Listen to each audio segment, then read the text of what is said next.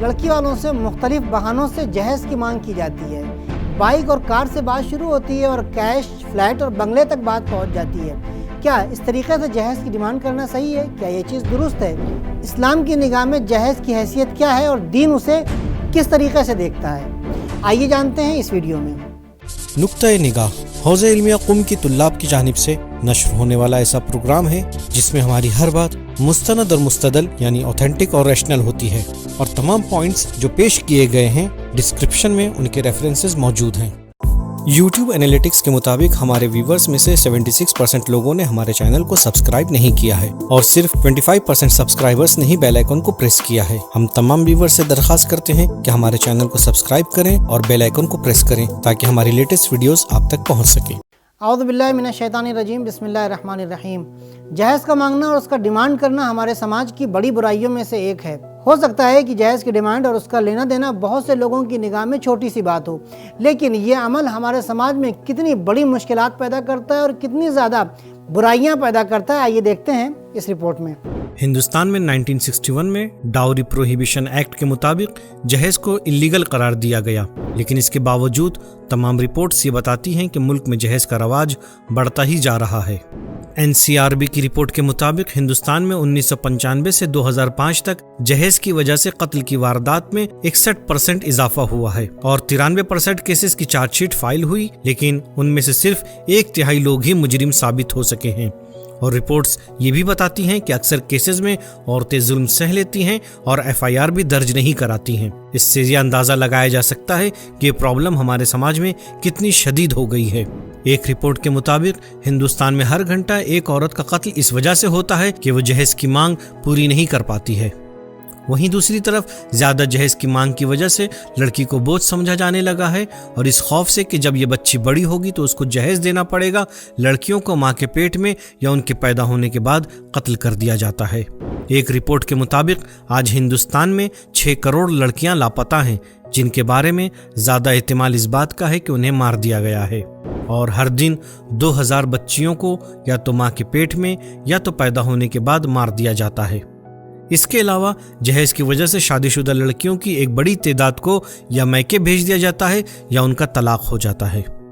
اس کے برخلاف اگر آپ اسلامی ممالک خاص طور سے ایران میں دیکھیں گے تو جہیز کے سلسلے میں عورت کے اوپر ظلم اور تشدد، اس کو مارنا، اس کو گھر سے نکال دینا یا قتل کر دینا جیسی وارداتیں نہیں ہوتی ہیں، اور اسلامی تعلیمات کی وجہ سے ہمارے ملک میں بھی مسلمانوں کے درمیان دوسری کمیونٹیز کے مقابلے میں یہ وارداتیں کم دیکھنے کو ملتی ہیں، لیکن مومنین کے درمیان یہ فگرز بھی نہیں ہونے چاہیے۔ آئیے اب دیکھتے ہیں کہ جہیز کے سلسلے میں اسلام کا نقطہ نگاہ کیا ہے۔ جب ایک جوان شادی کا ارادہ کرتا ہے تو اس کے سامنے 2 چیزیں ہوتی ہیں، ایک مہر، دوسرا جہیز۔ تو آئیے پہلے جان لیتے ہیں کہ شریعت میں مہر کسے کہا جاتا ہے۔ مہر وہ مال، رقم یا پیسہ ہے جس کی ادائیگی نکاح کے مناسبت سے مرد پر واجب ہوتی ہے۔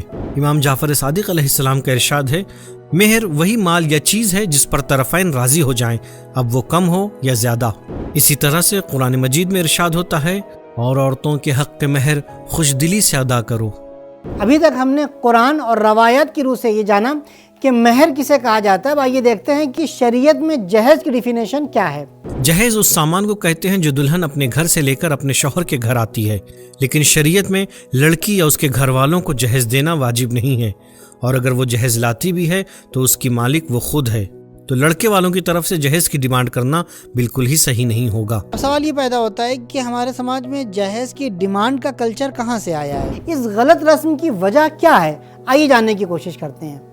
جہیز کی ڈیمانڈ کی پہلی وجہ لڑکے والوں کی لالچ ہے، جس کی وجہ سے وہ جہیز کی ڈیمانڈ کرتے ہیں۔ اسلام نے لالچ کی سخت مذمت کی ہے۔ ایک شخص نے مولا کائنات سے آ کے سوال کیا کہ مولا وہ کون سی ذلت ہے جو انسان کو سب سے زیادہ ذلیل کرتی ہے؟ تو مولا نے فرمایا کہ دنیا کی لالچ۔ اور جب امام علی علیہ السلام سے خود ان کی شادی کے سلسلے میں ایک منافق نے آ کر کہا، اے علی، آپ تو عرب میں سب سے بافضیلت اور عرب میں سب سے بہادر و شجاع ہیں، لیکن آپ نے ایسے گھر میں شادی کی ہے کہ جس کے پاس ایک دن کا کھانا نہیں ہے۔ اگر آپ ہماری بیٹی سے شادی کرتے تو میں اپنا گھر اور آپ کا گھر قیمتی ساز و سامان سے بھر دیتا۔ تو اس کے جواب میں مولائے متقیان حضرت علی علیہ السلام فرماتے ہیں، ہم اللہ کی رضا پر راضی رہتے ہیں اور اللہ کی رضا کے علاوہ کچھ اور نہیں چاہتے، ہمیں اعمال پر ناز ہے، مال پر نہیں۔ تو جب خود مولا کائنات نے شادی کے لیے مال و دولت کو نہیں بلکہ ایمان اور تقوی کو شادی کا معیار قرار دیا ہے، تو ان کے سچے چاہنے والوں کے لیے بھی یہی معیار ہونا چاہیے، نہ کہ مال دنیا۔ جہیز کی ڈیمانڈ اور اس کی مانگ کی دوسری وجہ لڑکے والوں کا خود کو برتر سمجھنا اور لڑکی والوں کو کمتر اور پست سمجھنا ہے۔ پہلی بات تو یہ کہ اسلام میں اس طرح کا کوئی کانسیپٹ نہیں پایا جاتا ہے کہ لڑکے والے برتر ہیں، بلکہ اسلام میں فضیلت اور برتری کا معیار ایمان اور تقوی ہے۔ امام جعفر صادق علیہ السلام اس سلسلے میں یوں فرماتے ہیں: جو شخص بھی خود کو دوسروں سے برتر اور بہتر سمجھے وہ متکبرین یعنی گھمنڈ کرنے والوں میں سے ہے۔ اسی طرح سے قرآن مجید میں ارشاد ہوتا ہے، اور اللہ متکبرین کو ہرگز پسند نہیں کرتا۔ لڑکے والوں کی طرف سے جہیز کی ڈیمانڈ کی تیسری وجہ یہ ہے کہ جہیز کو لڑکے کی تعلیم، ایجوکیشن اور پرورش پر خرچ ہونے والی رقم کی بھرپائی اور اس کا کمپنسیشن سمجھنا ہے۔ اس طرح کا کوئی قانون اور تصور اسلام میں نہیں پایا جاتا ہے۔ اب اگر آپ نے اپنے بیٹے کو اچھی ایجوکیشن اور تعلیم دلوائی ہے تو یہ آپ کا فرض تھا اور آپ کی گردن پر آپ کے بیٹے کا حق ہے۔ اس خرچ کی بھرپائی لڑکی والوں سے جہیز لے کر کروائی جائے تو یہ سوچ بالکل بیہودہ اور باطل ہے۔ جہیز کی ڈیمانڈ اور لینے دینے کی اس غلط رسم کی ایک وجہ لڑکی والوں کی طرف سے دکھاوا اور ریاکاری بھی ہے۔ رسول خدا صلی اللہ علیہ وآلہ وسلم دکھاوا اور ریاکاری کے سلسلے میں یوں فرماتے ہیں: اللہ اس عمل کو اصلاً قبول ہی نہیں کرتا جس میں ذرہ برابر بھی ریاکاری یا دکھاوا پایا جاتا ہو۔ اس کے علاوہ آیت اللہ سیستانی حفظہ اللہ نے توضیح مسائل میں بعض گناہوں اور حرام کاموں کی فہرست کو ذکر فرمایا ہے۔ اس میں جہاں دیگر گناہوں کا ذکر ہے وہیں ریاکاری اور دکھاوے کو بھی گناہ اور حرام کاموں میں شمار کیا ہے۔ جہیز دینے میں دکھاوے اور شو آف سے کام لینا سماج میں بہت سی بڑی مشکلات کو پیدا کرتا ہے۔ اگر آپ کے اس عمل سے دوسری لڑکیوں کی شادیوں میں رکاوٹیں پیدا ہونے لگیں تو جان لیجئے کہ اس گناہ میں آپ بھی شریک ہوں گے۔ جہیز کی ڈیمانڈ اور اس کے لینے دینے کی ایک اور وجہ دیکھا دیکھی، پیئر پریشر یعنی سماجی دباؤ بھی ہے۔ زیادہ تر فیملیز سماجی دباؤ کی وجہ سے جہیز دینے کے اوپر مجبور ہوتی ہیں۔ وہ یہ سوچتی ہیں کہ اگر ہم جہیز نہیں دیں گے تو دوسرے کیا کہیں گے، جس کی وجہ سے سماج میں بہت زیادہ مشکلات پیدا ہو جاتی ہیں۔ رہبر انقلاب اسلامی آیت اللہ خامنہئی اس سلسلے میں فرماتے ہیں: گھر والے دیکھا دیکھی کے ذریعے جہیز کو ایک بڑی مشکل میں تبدیل کر دیتے ہیں، اور جب اس مشکل کو وہ خود برداشت کر لیتے اور جھیل لیتے ہیں تو پھر دوسروں کا نمبر آتا ہے کہ وہ اس مشکل کو جھیلیں اور برداشت کریں۔ اس لیے کہ جب آپ نے اپنی بیٹی کے جہیز کے لیے اتنا سامان اکٹھا کر لیا تو پھر جو لوگ دیکھ رہے ہیں ان کی ذمہ داری کیا ہوگی، وہ کیا سوچیں گے، یا دیکھا دیکھی کہاں تک جائے گی۔ یہی وہ مشکلات ہیں جو معاشرے میں پیدا ہو گئی ہیں۔ اسلام یہ چاہتا ہے کہ یہ چیزیں نہ ہوں۔ بعض لوگ جہیز کے لیے اپنے رشتہ داروں، پڑوسیوں، دوستوں اور جان پہچان کے لوگوں کو دھیان میں رکھتے ہیں، انہیں دیکھتے ہیں۔ یہ بھی غلط ہے۔ آپ کو غور کرنا ہے، دیکھنا ہے کہ کون سی چیز صحیح ہے، کون سی چیز حق ہے، اسے انجام دیں۔ کون سی چیز حق ہے؟ حق یہ ہے کہ دو لوگوں کی فیملی کو بس اتنے سامان کی ضرورت ہوتی ہے کہ وہ سادہ زندگی گزار سکیں۔ بعض لوگ یہ دلیل دیتے ہیں کہ ہم اس لیے جہیز لیتے اور دیتے ہیں کیونکہ ہمارے خاندان اور علاقے میں یہ چیزیں رائج ہیں۔ اس طرح کی بے بنیاد باتیں اور دلیلیں ہمارے سماج میں بہت زیادہ برائیاں پیدا کرنے کا سبب بنتی ہیں۔ اب اگر کوئی یہ کہتا ہے کہ مولانا آپ کی باتیں کہنے اور سننے میں تو بہت اچھی لگتی ہیں لیکن ہمارا سماج ہی ایسا ہے، ہم اپنے سماج کو تبدیل نہیں کر سکتے ہیں، تو اس کا جواب یہ ہے کہ سماج ہم سے اور آپ سے بنتا ہے۔ سماج یعنی ہم اور آپ۔ اگر ہم اور آپ تبدیل ہوں گے تو سماج خود بخود تبدیل ہونا شروع ہو جائے گا۔ تو آئیے سماج میں رائج ان چیزوں کو تبدیل کرنے کی کوشش کریں، کیونکہ یہ عمل اللہ کی خوشنودی اور ثواب کا سبب ہے۔ جہیز کی ایک اور وجہ تانا زنی کا خوف ہے۔ بہت سے ماں باپ صرف اس لیے جہیز بلکہ زیادہ جہیز دیتے ہیں کہ انہیں اس بات کا خوف ہوتا ہے کہ کہیں ایسا نہ ہو کہ بیٹی کے سسرال والے اس کو جہیز نہ دینے کی وجہ سے تانا دینے لگیں اور اسے ان کے تانوں کا سامنا کرنا پڑے۔ تو جہیز کی ڈیمانڈ اور اس کے لینے دینے کے سلسلے میں جو ریزنز بتائے جاتے ہیں ان میں سے کسی کا بھی تعلق اسلام، شریعت اور دین سے نہیں ہے۔ سب کے سب بے بنیاد اور باطل ہیں۔ اب اگر یہ سب جاننے کے بعد بھی کوئی شخص جہیز مانگتا ہے تو آپ سب بہتر جانتے ہیں کہ مانگنے والے کو کیا کہا جاتا ہے۔ امام جعفر صادق علیہ السلام اس سلسلے میں اس طرح فرماتے ہیں: ہمارے شیعہ وہ ہیں جو لوگوں سے مانگتے نہیں ہیں، چاہے وہ بھوک سے مر کیوں نہ جائیں۔ تو ابھی تک ہم نے جو باتیں آپ کی خدمت میں بیان کی اس کا نتیجہ یہ نکلتا ہے کہ لڑکے والوں کا لڑکی والوں سے جہیز کی ڈیمانڈ کرنا اور جہیز مانگنا اسلامی اخلاق کے بالکل مخالف ہے۔ خدا، رسول اور اہل بیت علیہ السلام کو یہ بات بالکل پسند نہیں ہے۔ ابھی تک ہم نے آپ کی خدمت میں بیان کیا کہ لڑکے والوں کی طرف سے جہیز کی ڈیمانڈ کرنا اور مانگنا صحیح نہیں ہے، لیکن اگر لڑکی خود جہیز لے کر آ رہی ہے تو اسلام اس سے منع بھی نہیں کرتا ہے، لیکن اگر لڑکی جہیز لے کر آنا چاہتی ہے تو ضروری ہے کہ جہیز دونوں فیملی کے اسٹیٹس کے مطابق ہو، لگژری اور اسراف کا سبب نہ ہو، برے کلچر کو ایجاد نہ کر رہا ہو۔ اس سلسلے میں ایک اور اہم بات یہ ہے کہ اگر لڑکی اپنے گھر سے جہیز لے کر آ رہی ہے تو اسے اس بات کا خیال رہنا چاہیے کہ وہ احسان ہرگز نہ جتائے۔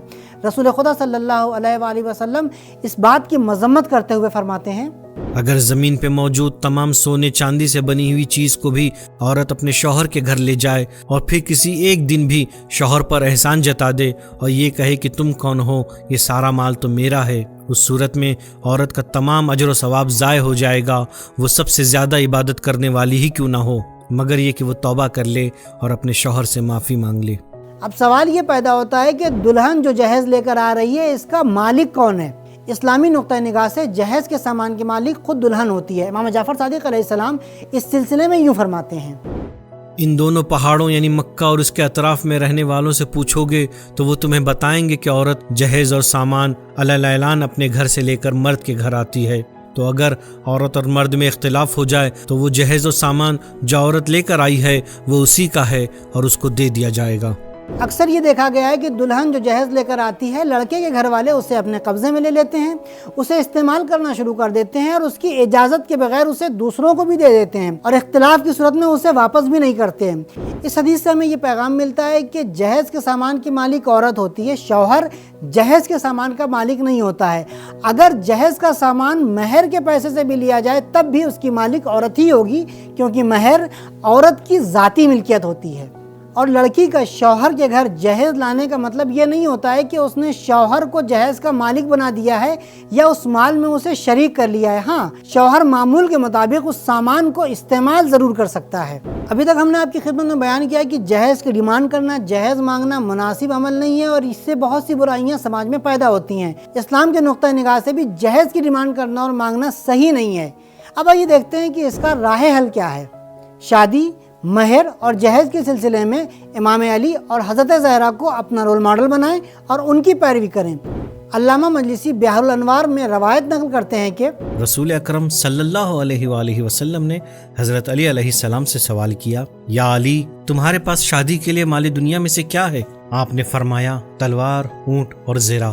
رسول اکرم صلی اللہ علیہ وآلہ وسلم نے حکم دیا کہ زیرہ کو بیچ کر اس کی رقم سے مہر ادا کرو، اور رسول خدا صلی اللہ علیہ وآلہ وسلم نے اسی رقم سے جناب زہرا سلام اللہ علیہا کا جہیز خریدا۔ روایت کہتی ہے کہ جہیز اتنا کم تھا کہ 2 لوگ اسے اپنے ہاتھ سے اٹھا کر لے جا سکتے تھے۔